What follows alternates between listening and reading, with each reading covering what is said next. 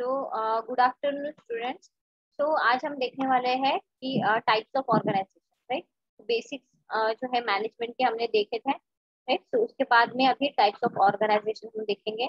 तो उसके पहले ऑर्गेनाइजेशन का मीनिंग क्या होता है, right. So generally organization refers to a collection of people who are involved in pursuing defined objective, right? So organisation जो है हम जो पीपल है उनके कलेक्शन को कहेंगे या फिर उसको उनके ग्रुप को कहेंगे, ठीक है, जहाँ पे एक डेफिनाइट ऑब्जेक्टिव्स को परस्यू करने के लिए वो जनरली काम करते हैं, उसमें इन्वॉल्व होते हैं। यानी एक ही काम एक ही काम जो है वो हर एक पर्सन का वहां पे गोल होता है कि उसको पूरा करना, right. So it can be understood as a social system which comprises all formal human relationships. The organization encompasses division of work among employees and alignment of tasks towards the ultimate goal of company. So it can also be referred as the second most important managerial function that coordinates the work of employees, procures resources, and combines the two in pursuance of company's goals. So what is the process of organization? तो यहाँ पे जो first step है, यानी 5 steps generally होती है जो process होती है ऑर्गेनाइजेशन की वहाँ पे। तो फर्स्ट स्टेप जो है, तो वहाँ पे determination and classification of firms activities. Then second, grouping of the activities into workable departments. Third, assignment of authority and responsibility on the departmental executives for undertaking the delegated tasks. Fourth step, developing relationship amid superior and subordinate within the unit or department. And fifth, framing policies for proper coordination between the superior and subordinate and creating specific lines of supervision. So organization is a goal-oriented process which aims at achieving them through proper planning and coordination between activities. It relies on the principle of division of work and set up authority, responsibility, relationship among the members of the organization. Right? So organization को हम एक goal oriented process कहते हैं, ठीक है। सो जहाँ पे कुछ पर्टिकुलर हमको अचीव करना जब होता है, ठीक है, तब वहाँ पे लोग जो है वहाँ पे एक साथ आते हैं, प्रॉपर प्लानिंग होती है, ठीक है, और उनके बीच में जो है एक्टिविटीज के थ्रू जो है वहाँ पे कोऑर्डिनेशन होता है ना। हाँ, पर्टिकुलर एक्टिविटी जो है वहाँ पे बांट दी जाती है लोगों को, नहीं, और उसके थ्रू ही जो है जो कोऑर्डिनेशन होता है, तो उसके थ्रू ही जो पर्टिकुलर एस्टेब्लिश रहेगा या फिर ऑर्गेनाइजेशन रहेगा, नहीं, तो उसका गोल जो है वो अचीव होता है। जब कोऑर्डिनेशन अच्छे से होता है तभी वो गोल जो है वो अचीव होता है। सो जनरली ये जो ऑर्गेनाइजेशन है, तो ये जो भी डिवीजन ऑफ वर्क है, नहीं, उस प्रिंसिपल के ऊपर डिपेंड रहती है। उसके साथ में सेट अप अथॉरिटी जो है या फिर रिस्पॉन्सिबिलिटी रिलेशनशिप जो है उसके ऊपर भी जनरली ये डिपेंड रहती है। जो भी मेंबर जो है ऑर्गेनाइजेशन के, उसमें जो भी रिलेशनशिप होगी या फिर रिस्पॉन्सिबिलिटी होगी उनकी, ठीक है, तो उसके ऊपर ही जो है वो डिपेंड रहेगा जो भी स्ट्रक्चर है ऑर्गेनाइजेशन का वो। So what are the different types of organization structure? So first is a formal organization structure, right? तो ये जो organization structure है, ठीक है, जॉब का या फिर पोजीशन का, right? तो इनकी एक स्पेसिफिक एक्टिविटी होती है या फिर जो रिलेशनशिप जो है वो होती है यहाँ पे जो भी पर्सन जो है उनमें, right? तो इसको एक फॉर्मल ऑर्गेनाइजेशन स्ट्रक्चर भी यहाँ पे बोल सकते हैं, right? तो ये जो फॉर्मल ऑर्गेनाइजेशन स्ट्रक्चर होता है, ठीक है, तो ये जनरली जो मैनेजमेंट है उसके थ्रू क्रिएट होता है, राइट, ताकि जो भी ऑब्जेक्टिव है कंपनी का, ठीक है, वो वहां पे अचीव हो सके, राइट। और उसमें अगर फर्स्ट पॉइंट देखें तो लाइन ऑर्गेनाइजेशन, राइट। तो line organisation is the oldest and simplest pattern of organisation wherein the supervisor has outright supervision over the subordinate. The flow of authority is from the top level executive to the person at the lowest level of the organization. Right? Then functional organization, इसी में यानी जो formal organisation structure है उसी में जो second है, तो वो है functional organisation. So as the name suggests, functional organization structure is one in which the the thorough task of managing and directing the employees is grouped as per the functions or types of work involved, right? तो functional organization, ठीक है, तो इसके नाम से हम बता सकते हैं कि फंक्शनल ऑर्गेनाइजेशन स्ट्रक्चर, ठीक है, इसको हम क्या बोलेंगे कि एक जहाँ पे एक जो भी मैनेजिंग या फिर जो डायरेक्टिंग जो टास्क होता है, ठीक है, जहाँ पे हम एम्प्लॉयज को डायरेक्ट करते हैं, राइट, या फिर मैनेज करते हैं, तो ये एक थरो टास्क होता है, ठीक है। यहाँ पे जनरली जो जो ग्रुप होता है, ठीक है, तो उनकी जो भी फंक्शनिंग रहेगी, ठीक है, उसके ऊपर ही जो हम बोल सकते हैं कि ये टाइप जो है वो डिपेंड रहेगा, राइट, तो इसकी वजह से उसको फंक्शनल ऑर्गेनाइजेशन कहा जाता है, ठीक है। यानी अगर हम देखें एक आध इंडस्ट्री का स्ट्रक्चर, तो उसमें प्रेसिडेंट रहते हैं पहले, राइट, उसके साथ में अगर 3 प्रोडक्ट वहां पे बन रहे हैं, ठीक है, तो division product A, division product B, division product C, इस तरह से उसको डिवाइड किया जाता है, राइट, और फिर वहां पे प्रोडक्शन, फाइनेंस, ठीक है, और वहां पे रिकॉर्ड या फिर जो डायरेक्टिंग है, ठीक है, तो वो वहां पे ऐसे सेक्शन बने हुए होते हैं, ठीक। उसके बाद में जो इसी में थर्ड जो है line and staff organisation, so this type of organization structure is an improvement over the traditional line organization. In line and staff organization, primary and supportive activities are related to the line of supervision by appointing supervisor and specialists who are linked to line authority. तो यहाँ पे हम देखते हैं जैसे structure, जैसे line and staff organisation किस तरह से होता है, पहले तो बोर्ड ऑफ डायरेक्टर होता है, राइट, उसके बाद में चीफ एग्जीक्यूटिव होता है, राइट, उसके साथ में फिर 5 लोग काम करते हैं, जैसे पर्सोनल डिपार्टमेंट होगा, फाइनेंस मैनेजर होगा, रिसर्च एंड डेवलपमेंट डिपार्टमेंट होगा, प्लांट मैनेजर होगा और लॉ डिपार्टमेंट होगा, राइट। उसके साथ में, ठीक है, नीचे में जो है इनके नीचे के कौन रहेंगे, जो भी फोरमैन रहेंगे या फिर जो मशीन शॉप रहेगा वो होगा, राइट। उसके साथ में जो 3 डिपार्टमेंट यहाँ पे होंगे, राइट, तो उसके साथ में उनके ऑपरेटर्स, जो फोरमैन मशीन शॉप है, ठीक है, उनके ऑपरेटर्स जो है वो नीचे के लाइन पे, तो ये लाइन या फिर ऑर्गेनाइजेशन हम कह सकते हैं स्टाफ का, इस तरह से। उसके साथ में project management organisation, so project organization is not an independent organization like the organization structure discussed above. So instead, it is a setup within an organization so as to accomplish a project of firm objective. It is led by project manager who is responsible for the project objective. Right? नाम से हमको पता चल रहा है कि project management organisation, right. यहाँ पे हम देखते हैं कि एक इंडिपेंडेंट ऑर्गेनाइजेशन नहीं होता, राइट, हर एक ऑर्गेनाइजेशन की तरह भी इसका स्ट्रक्चर होता है, राइट, और यहाँ पे सिर्फ जो हम बोल सकते हैं कि यानी जो सेटअप होता है विद इन द ऑर्गेनाइजेशन, उसको ना देखते हुए यहाँ पे जो भी टास्क होगा, ठीक है, तो वो जो भी या फिर जो भी प्रोजेक्ट होगा या फिर फर्म ऑब्जेक्टिव होगा, तो वो जनरली जो प्रोजेक्ट मैनेजर रहेगा, ठीक है, वो उसको पूरा करेगा या फिर वो रिस्पॉन्सिबल होगा पूरा करने के लिए, जो भी प्रोजेक्ट ऑब्जेक्टिव है उसको पूरा करने के लिए प्रोजेक्ट मैनेजर यहाँ पे रिस्पॉन्सिबल होता है।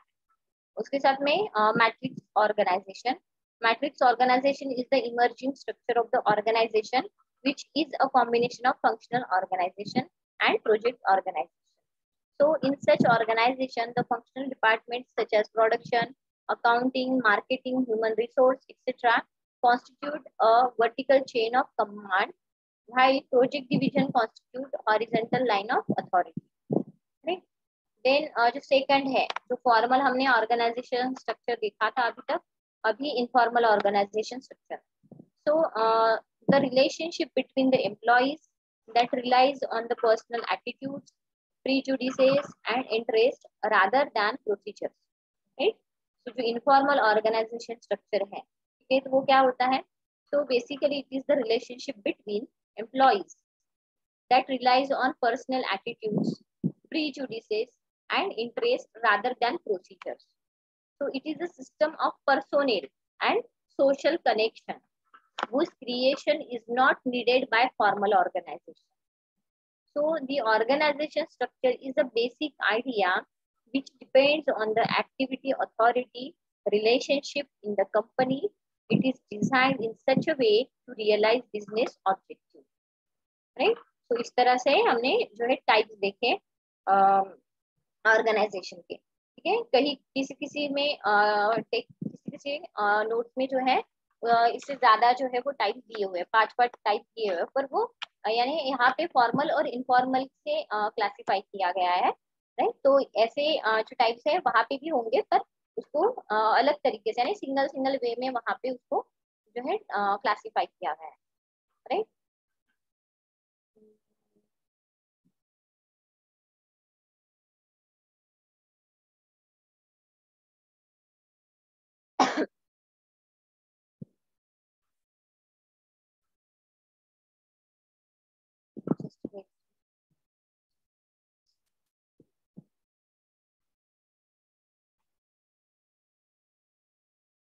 कहीं कहीं पे 7 बेस्ड होता है, यानी नेटवर्क ऑर्गेनाइजेशन स्ट्रक्चर होता है, टर्म बेस्ड ऑर्गेनाइजेशन स्ट्रक्चर होता है, मैट्रिक्स बेस्ड ऑर्गेनाइजेशन स्ट्रक्चर होता है। ये वो मैं आपको हो सके तो नोट्स में एक प्रकार उसका भी दे दूंगी क्लासिफिकेशन। फंक्शनल ऑर्गेनाइजेशन जो हमने वहां पे भी देखा था, और एक हायरार्कियल ऑर्गेनाइजेशन स्ट्रक्चर यानी जो हमने देखा था ना, डिविजनल ऑफिसर, ठीक है, एग्जीक्यूटिव मैनेजर, इस तरह से जो है, ठीक है, वो हायरार्कियल ऑर्गेनाइजेशन स्ट्रक्चरल में आएगा, ठीक है वो।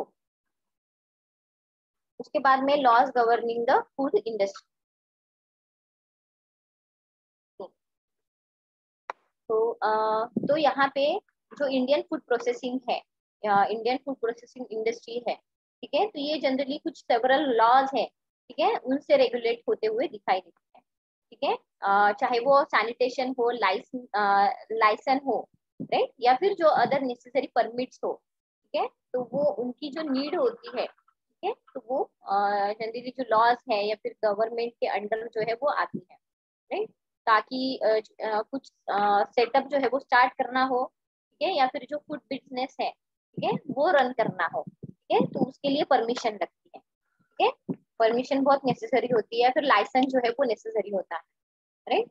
तो जो लेजिस्लेशन है, ठीक है, तो वो जो भी फूड सेफ्टी हमारी इंडिया की जो है, राइट, तो वहाँ पे हम देखते हैं कि जो यानी 1954 में एक एक्ट बना था कि prevention of food alteration adulteration act, ठीक है, तो वो वहाँ पे जो है फॉलो किया जाता है, जिसको PFA कहा जाता है, सो तो जो PFA एक्ट है, ठीक है, तो अभी 5 यानी ओवर 5 डिकेड्स जो है अगर हम देखें, ठीक है, सो यहाँ पे जो है उसमें भी चेंजेस अभी आ चुके हैं, ठीक है, क्योंकि बहुत अदर रीजंस जो है या फिर अदर फैक्टर्स जो है वो भी रिस्पॉन्सिबल होते हैं, सो यानी जैसे जैसे रिक्वायरमेंट चेंज हो रही है, ठीक है, ये इन एक्ट्स में भी चेंजेस आते हैं, ठीक है, हर एक्ट में आपको पता है कि चेंजेस आते हैं, यानी उसको सुधारा जाता है, ठीक है, फिर से उस एक्ट को जो है प्रेजेंट किया जाता है, right.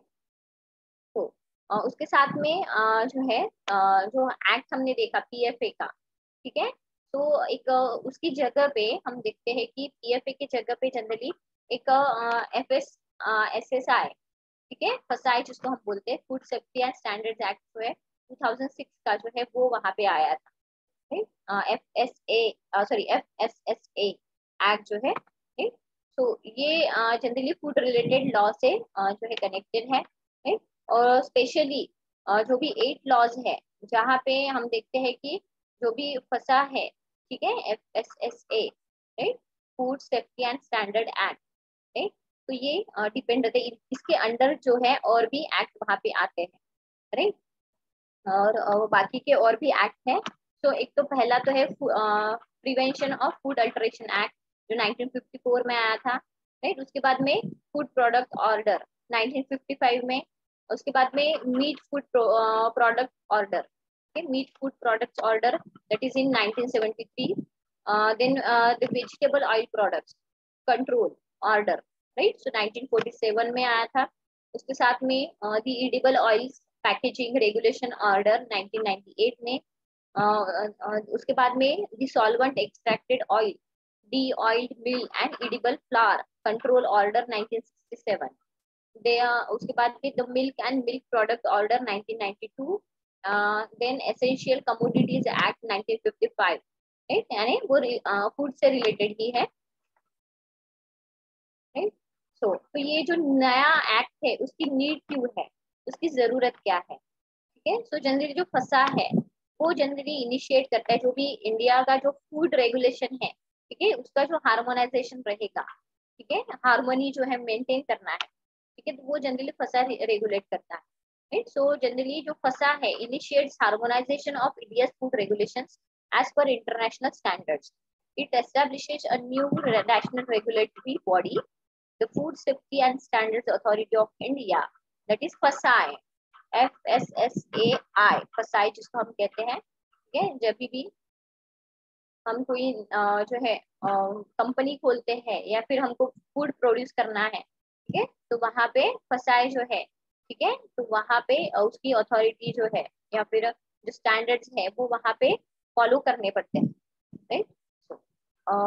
So the Food Safety Standards Authority of India, FSSAI, to develop science-based standards for food and to regulate and monitor the manufacture, processing, storage, distribution, sale, import of food, as to ensure the availability of safe and wholesome food for human consumption. All food imports will therefore be subject to the provisions of the FSSAI and rules and regulations, which is notified by the government on 5th August 2011 will be applicable. So what are the key regulations of FSSAI? First, packaging and labeling. So FSSAI provides for separate packaging and labeling regulations known as a food safety and standards. Okay, that is packaging and labeling regulations 2011. So and hereafter it referred as a packaging and labeling regulation. Okay, so which lay down the statutory body and regulatory requirements for packaging and labeling of products. A plain reading of the packaging and labeling regulations show that there are different kinds of products: pre-packaged, proprietary, and other specific products as mentioned in the regulation. Regulation 2.12 of the Food Safety and Standards. So regulations 2011 defines proprietary food as a food that has not been standardized under these regulations. Regulation 1 Act 8, right? So of the packaging and labeling regulations defines pre-packaged or pre-packed foods as a food which is placed in a package of any nature in such a manner that the contents cannot be changed without tampering it, and which is ready for sale to the consumer, right? So packaging and labeling जो है, ठीक है, उसके लिए भी कुछ act है वहाँ पे, राइट। तो जो रेगुलेशन 2.12 है, food safety and standards regulation, right, जो 2011 में डिफाइन हुआ था, ठीक है। तो जहाँ पे ऐसे फूड जो है, ठीक है, that has not been standardised under this regulation, right. तो ऐसे फूड जो है जब पैकेजिंग और लेबलिंग की बात आती है, ठीक है, तो इनको प्री पैक्ड या फिर प्री पैक्ड फूड जो है वहां पे हम कह सकते हैं, राइट। तो चाहे उनको उनका पैकेजिंग हो, ठीक है, उनका या फिर जो है ऐसे कंटेंट जो है जो अगर टैम्परिंग भी हो, ठीक है, तो वो उसके कंटेंट जो है वो चेंज ना हो पाए, राइट। तो वो हमेशा जो है कंज्यूमर को सेल करने के लिए रेडी हो, ठीक है। तो वहाँ पे जो रूल्स है एंड रेगुलेशंस है वो वहाँ पे होते हैं कि ऐसा फूड, ठीक है, तो उसको ही फिर वहाँ पे आगे जाके जो है हम बोलते परमिशन हम वहाँ पे ग्रांट की जाती है अथॉरिटी के थ्रू, राइट। जो भी फूड सेफ्टी अथॉरिटी है उसके थ्रू परमिशन ग्रांट की जाती है। उसके बाद में यानी जो भी गाइडलाइंस है वो फॉलो करके जब उस गाइडलाइंस पे जब वो प्रोडक्ट जो खरा उतरता है, राइट, तभी उसको जो है परमिशन मिलती है। So the packaging and labeling regulations provide the general requirement for labeling of food products prescribed under the FSSAI as follows. So first is that the particulars of declaration required under these regulations to be specified on the label shall be in English or Hindi in Devanagari script, right? So Devanagari जो हमारी हिंदी है, right? तो उस script में जो है जो भी regulations है, ठीक है, वो वहाँ पे स्पेसिफाइड होने चाहिए, ठीक है, जो भी लेबल होगा उस पे, उसके साथ में provided that nothing there nothing here in contain shall prevent the use of any other language, या यानी लैंग्वेज एक तो दो ही होने चाहिए, इंग्लिश या फिर Hindi, right. So in addition to the language required under this regulation, यानी इस रेगुलेशन के थ्रू जो है इंग्लिश और हिंदी तो है ही, ठीक है, पर अगर दूसरी लैंग्वेज भी अगर है, ठीक है, उसकी भी परमिशन है, तो वहां पे आप वहां पे लिख सकते हो, ठीक है, जो भी लेबलिंग है या फिर पैकेजिंग है उसकी। तो इस रेगुलेशन या फिर इस एक्ट के अंडर जो भी गाइडलाइंस आती है लैंग्वेज या फिर जो लेबलिंग जो है करना है, उसको ही वहां पे फॉलो करना पड़ता है। Pre-packed foods shall not be described or presented or any label or in any manner that is false, misleading or deceptive, or is likely to create an erroneous impression regarding its character in any respect. Label in pre-packed foods shall be applied in such a manner that they will not become separated from the container. Contents on the label shall be clear, prominent, indelible, and readily legible by the consumer under normal conditions of purchase and use. Where the container is covered by a wrapper, the wrapper shall carry the necessary information or the label, right? यहाँ पे यानी जो labelling है उसमें manufacturing date जो है, expiry date वहां पे लिखी होती है, उसके कंटेंट्स लिखे होते हैं, ठीक है, वहां पे जो है जहाँ से प्रोड्यूस हुआ है उस कंपनी का लेबल लगा हुआ होता है, और जो ये सेफ्टी एंड स्टैंडर्ड जो मेजर्स है उसका भी जो लोगो है वहां पे दिया हुआ होता है, ठीक है। जैसे आप देखते हो कि अदर जो फूड प्रोडक्ट्स वगैरह है, ठीक है, तो वहां पे जो है आपने देखा होगा लेबलिंग ग्रीन कलर का डॉट रहता है अगर जो वेजिटेरियन फूड है उसपे, राइट। इस तरह के जो लोगोज होते हैं या फिर जो लेबलिंग होती है, ठीक है, तो वो जो गवर्नमेंटल जो भी अथॉरिटी या फिर फूड सेफ्टी अथॉरिटी जो है, ठीक है, अगर फूड से रिलेटेड प्रोडक्ट होगा तो फूड सेफ्टी अथॉरिटी का होगा, राइट। अगर दूसरे कुछ इक्विपमेंट्स होंगे जैसे यूटेंसिल्स वगैरह है तो वहां पे ISI मार्क वगैरह लगता है, राइट। वो So, where the container is covered by a wrapper, the wrapper shall carry the necessary information or the label on the container shall be readily legible through the outer wrapper and not obscured by it. In addition to these general requirements specified above, every package of food shall also carry the following information on the label. So, पहला तो आएगा name of food, right? Then list of ingredients, nutritional information, declaration regarding vegetarian and non-vegetarian, right? वो जो आप dot देखते हो green colour का रहता है तो वेजिटेरियन, ब्राउन कलर का रहता है तो नॉन वेजिटेरियन, राइट। केक्स में वगैरह देखते हो आप, ठीक है, केक्स में या फिर कुछ जो प्रिपेयर्ड फूड्स है, बेक्ड फूड्स वगैरह है, तो उसमें आप देखते हो ग्रीन कलर का डॉट वगैरह रहता है, या फिर केक जो है एग से वगैरह बना होता है, तो वहां पे ब्राउन कलर का डॉट रहता है, राइट। तो वो रिगार्डिंग वेज या non veg. Declaration regarding food additives, additives कौन कौन से वहां पे डाले हैं, राइट, उसका भी वहां पे नाम मेंशन होना चाहिए। Name and complete address of the manufacturer, net quantity, ठीक है, यानी आप देखते हो कि वो वहां पे नेट क्वांटिटी कितनी, यानी उसका वजन देखा जाता है, यानी फूड अंदर का फूड जो है उसका, ठीक है, यानी 200 ग्राम का वगैरह रहता है, राइट। तो इस तरह से लॉट, उसके बाद कोड, उसके बाद बैच आइडेंटिफिकेशन नंबर वहां पे रहता है, यानी स्लैश स्लैश करके आपको दिखाई देता होगा, ठीक है, नंबर्स रहते हैं कुछ स्लैश करके ऐसे, तो वो आइडेंटिफिकेशन बैच आइडेंटिफिकेशन नंबर होता है।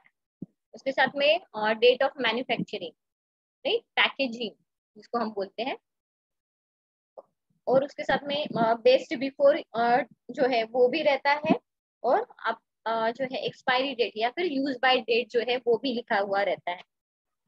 उसके साथ में जहाँ से फूड इंपोर्ट हो रहा है, ठीक है, उस कंट्री का जो है ओरिजिन, कंट्री ऑफ ओरिजिन जो है वो वहां पे लिखा होता है, और उसके साथ में यूज किस तरह से करना है वो फूड, उसको डिटेल में जो है स्टेप बाय स्टेप जो है वो डिटेल में लिखा होता है कि इस फूड पर्टिकुलर फूड को, जैसे सूप्स वगैरह है, राइट, आपने देखा होगा कि वहाँ पे पूरी प्रोसीजर रेसिपी लिखी हुई होती है, तो वही.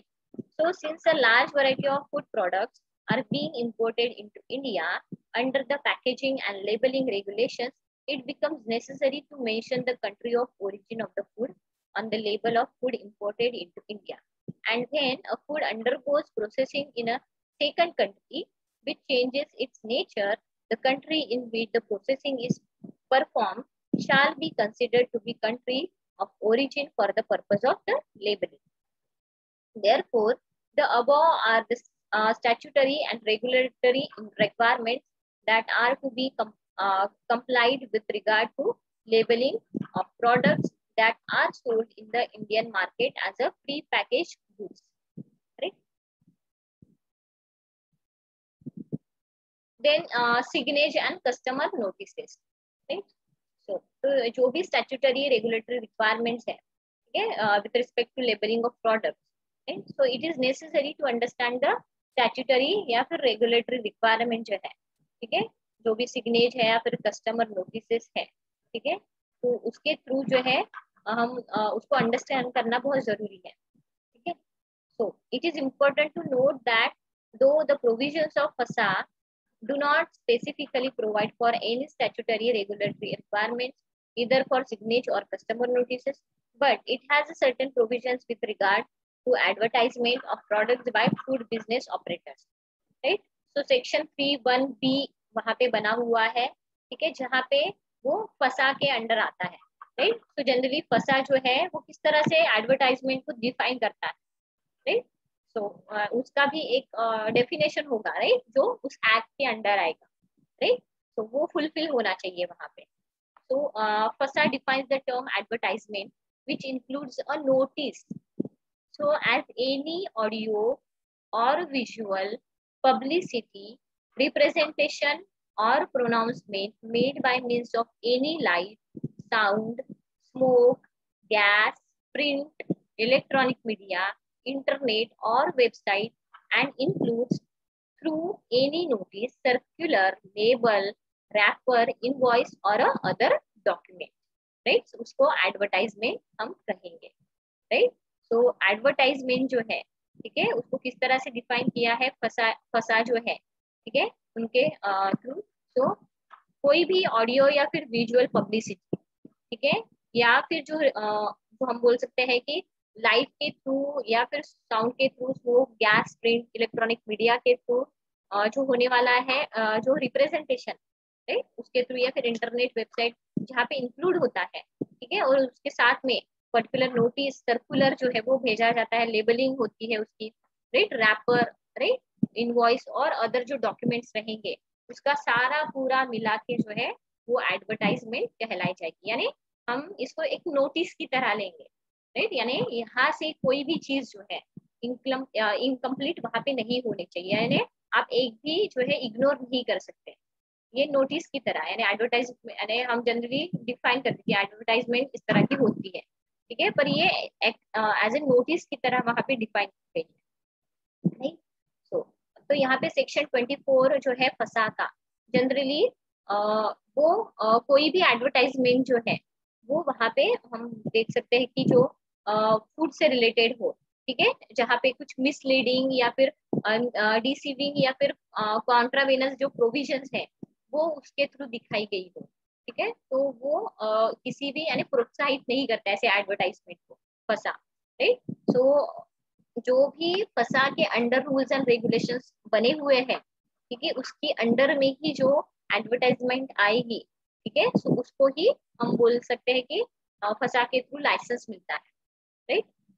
No person shall engage himself in any unfair trade practice for the purpose of promoting the sale, supply, use and consumption of articles of food, or adopt any unfair or deceptive practice, including the practice of making any statement, whether orally or in a writing or by vision representation, which first falsely represent that the foods are of particular standard, quality, quantity or grade composition, यानी उस quality का होता भी नहीं, फिर भी वहां पे लेबलिंग उसी प्रकार की होती नहीं, इस ग्रेड से बना हुआ है. आपने देखा होगा कि पहले जो है ISI मार्क जो है अपने हाथों से वहाँ पे लिखा जाता था, या फिर वो उनका ही जो है यानी उनको पता रहता है कि जो है लिखने में इसी प्रकार का है, तो वो फॉल्स वहां पे बना देते हैं। जैसे आप देखते होंगे किसी किसी कोई कोई फूड जो है उसका डुप्लीकेट हमको मार्केट में मिल जाता है, जैसे चिक्की वगैरह है, राइट, या फिर चॉकलेट्स वगैरह है, तो आप देखने में जैसे मेलोडी मैंने देखा,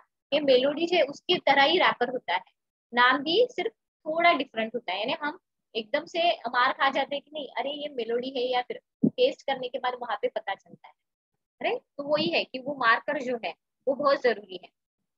नहीं तो ऐसे भी फूड्स होते हैं कि जो फॉल्सली रिप्रेजेंट किए जाते हैं, ठीक है, स्टैंडर्ड को लेकर या फिर क्वालिटी के लेकर या फिर क्वांटिटी के लेकर, यानी क्वांटिटी जो है 1/2 kg बताई जाती है 500 ग्राम, पर नेट क्वांटिटी कितनी होती है 450 ग्राम ही वहां पे होती है। राइट, यानी क्वांटिटी के बारे में भी आपको जो है थोड़ा ये किया जाता है, भ्रमित किया जाता है, इसको हम बोलेंगे।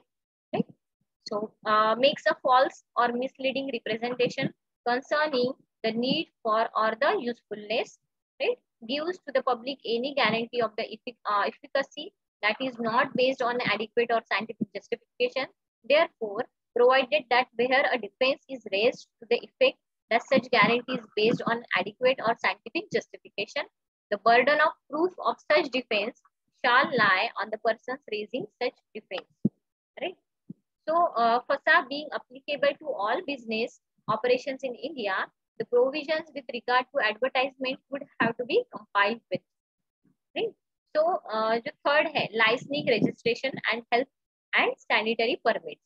Right? So, it is also important to note that FASA being the only legislation applicable to the food industry throughout the country will also apply as far as the national health and sanitary permits are concerned.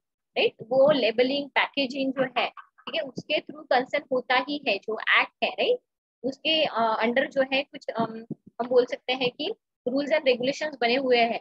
Right, तो साथ में जो हमारी national health को मद्देनजर रखते हुए, ठीक है, तो उनके अंडर कुछ ऐसी भी एक्ट्स है जहाँ पे सैनिटरी परमिट जो है, ठीक है, या फिर हेल्थ परमिट जो है, ठीक है, उससे रिलेटेड या फिर उससे कंसर्न होके जो है जो कुछ भी रूल्स एंड रेगुलेशंस वहाँ पे फॉलो करने पड़ते हैं। ठीक है, so the food safety and standards licensing and registration of food business regulations 2011 referred to as license and registration regulations govern the aspect of license and registration of food business operator. Under regulation 2.1 of the license and registration regulation, all food business operators in the country are required to be registered or licensed in accordance with the license and registration regulations. Right, यानी जैसे food company है या फिर industry है, right, तो उनके जो भी यानी ये उनकी जो कंपनी होंगी, ठीक है, ये रेगुलेशन एक्ट के तहत जो है लाइसेंस होनी चाहिए, ठीक है, तो यानी या फिर रजिस्टर्ड होनी चाहिए। So hence no person shall commence any food business unless a valid license is purchased by the food business operator and the conditions with regard to safety, sanitary, hygienic requirements have to be complied with all times by them. Right? तो इसी की वजह से जो है licence और regulation जो है एक्ट के तहत जो है वहाँ पे जो भी बड़ी बड़ी इंडस्ट्री है या फिर जहाँ पे जिनको अपनी क्वालिटी मेंटेन करना है या फिर अपने बिजनेस को आगे लेके जाना है, वो भी ये स्टैंडर्ड जो है वो फॉलो करते हुए दिखाई देते हैं। राइट, नहीं तो आप देखोगे कि कुछ कुछ ऐसे भी होती है कि जहाँ पे सिर्फ जब कमिटी आती है तभी जो है सेफ्टी एंड हाइजीनिक कंडीशन जो है दिखाई देती है, अदरवाइज बहुत अनहाइजीनिक वे में वहाँ पे जो है जो कुछ भी काम है वो किया जाता है। राइट, तो जो भी बड़ी बड़ी कंपनीज है, जो गवर्नमेंट लाइसेंस कंपनीज है या फिर जो food safety act and regulation act के तहत लाइसेंस एंड रजिस्टर्ड कंपनीज है, तो वहाँ पे ये चीजें फॉलो की जाती है। ठीक है, हाइजीनिक कंडीशन, ठीक है, अगर आप जो है आपने अगर कोई कुछ कंपनी देखी होगी या फिर किसी के अंडर जो है ट्रेनिंग ली होगी, ठीक है, जैसे हमने अमूल में ली थी, तो वहाँ पे पूरी तरीके से सेफ्टी एंड स्टैंडर्ड जो है या फिर सैनिटरी जो रेगुलेशंस है वो उसका ध्यान रखा जाता है। ठीक है, फसाए ने उनको जो है लाइसेंस और रजिस्टर्ड उसके अंडर रजिस्टर्ड हुई है अमूल कंपनी, और वहां पे वही चीजें जो HCP ट्रीटमेंट है या फिर जो सीवेज ट्रीटमेंट है, उसका बड़े बड़े प्लांट लगे हुए होते हैं, राइट। और जो भी फूड प्रोडक्शन है इस फूड सेफ्टी एक्ट के तहत ही वहां पे सारी गाइडलाइंस फॉलो करके ही वहां पे जो है यानी स्मॉल स्मॉल चीजें, यानी हाथों में ग्लव्स डाल के मुंह पे मास्क रख के जो हमारे हेड के ऊपर जो है जो कैप रहती है, डिस्पोजेबल कैप जो है वो वहां पे रखते हैं। यानी कोई भी जो हमारे हाथों में या फिर मुंह के कांटेक्ट में या फिर जो हमारे हेयर के कांटेक्ट में आता है, ठीक है, तो वो वहां पे डिस्पोज किया जाता है, जो भी जैसे कैप वगैरह होती है, राइट, वो दोबारा यूज नहीं की जाती। और जो कोट वगैरह है जो पर्टिकुलरली प्रोडक्शन डिपार्टमेंट में काम करते हैं, ठीक है, तो वो इंडस्ट्री का एक अलग ही एरिया होता है जहाँ पे उनके पर्टिकुलर जो कपड़े होंगे, ठीक है, वहां पे प्रॉपरली धोए जाएंगे, सैनिटाइज किए जाएंगे, तभी वो यूज करते। इसलिए हमेशा आप देखोगे कि अमूल हो गया या फिर नेस्ले हो गया या फिर कैडबरी हो गया, राइट, उनकी क्वालिटी जो है हमेशा मेंटेन रहती है, राइट। तो यही है कि वो जो फूड सेफ्टी स्टैंडर्ड्स है, ठीक है, तो वो वहां पे फॉलो करते हुए दिखाई देती है, इसलिए जो क्वालिटी को मेंटेन कर पाते हैं, राइट। उसके साथ में यहाँ पे पेनल्टीज भी होती है। अरे अगर सपोज जो है, अगर वहां पे कुछ चीजें अगर फॉलो नहीं कर पाए तो पेनल्टी वहां पे लगती है, ठीक है, यानी 2 लाख रुपीज जो है, ठीक है, पेनल्टी जनरली वहां पे लगती है। तो यानी अंडर सेक्शन 63 के तहत जो है, ठीक है, 2 लाख रुपी जो है पेनल्टी जो है फंसा जो है उसके तहत वहां पे लगती है, ठीक? और उसके साथ में जो पर्सन होता है, ठीक है, तो वहां पे उसको भी उसका लाइसेंस जो है, ठीक है, या फिर जो रजिस्ट्रेशन है, ठीक है, तो वो वहां पे निकाल दिया जाता है, ठीक है। उसको फिर से लाइसेंस जो है वो बनाने के लिए फिर जो रजिस्टर करने के लिए जनरली फिर से उसको जो है वो प्रोसेस पूरी करनी पड़ती है कि जो भी गाइडलाइंस जो है वो वहां पे फॉलो करनी है पड़ती है। उसके बाद जो है अथॉरिटी तभी परमिट देगी जहाँ पे सही सब चीजें सही हो वहां पे, ठीक? इस तरह से वो चीजें फॉलो की जाती है, ठीक है। तो यहाँ पे मैं स्टॉप करती हूँ, ठीक है। उसके बाद हम बाकी का पोर्शन लेंगे, ठीक है। तो यहाँ पे हम स्टॉप करते हैं। कुछ और भी अदर जो यानी जो भी फॉरेन डायरेक्टर इन्वेस्टमेंट है वो तो आपका कुछ काम का नहीं है, ठीक है, पर अदर लाइसेंसेस भी है तो वो थोड़ा शॉर्ट में है, तो वो मैं बाद में आपको बताऊंगी, ठीक है। तो मैं यहाँ पे स्टॉप कर रही हूँ, ठीक है। So thank you all present रहने के लिए, ठीक है। सो नेक्स्ट क्लास में हम मिलते हैं। चलो bye, thank you all. Thank you thank ma'am. You.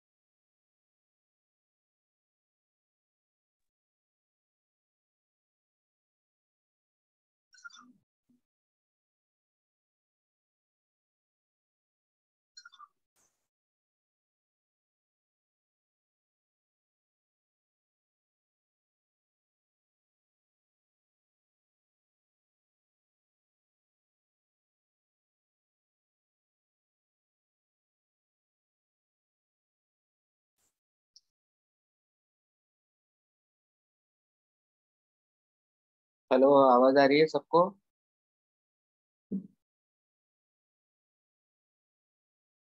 Hello. 5 लोग, 5 लोग, 4 लोग।